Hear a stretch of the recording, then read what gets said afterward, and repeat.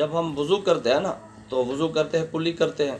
अगर किसी को रोज़ा हो और कुल्ली करते हुए गलती से हल्क में पानी चला जाए तो उससे रोज़ा टूटेगा या नहीं टूटेगा।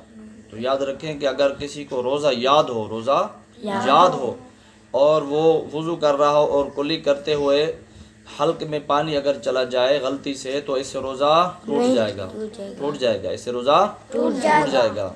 हाँ, अगर रोज़ा याद ना हो और फिर अगर पानी चला जाए तो उससे रोज़ा नहीं टूटेगा। वो तो फिर पानी, अगर रोज़ा याद नहीं है, भूले से आदमी पानी पी भी ले फिर भी रोज़ा नहीं टूटता है।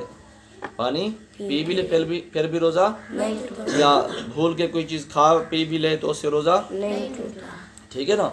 हाँ, अगर ये देखें कुल्ली करते हुए रोज़ा याद है, बंदे को पता है उसको कि मेरा रोज़ा है, लेकिन वज़ू कर रहा है ऐसे जैसे कुल्ली की और एहतियात नहीं की और ज़ोर से ऐसे मुंह में पानी डाला, तो उससे क्या हुआ, पानी हल्क में चला गया गलती से, तो इससे रोज़ा टूट जाएगा। ठीक है ना।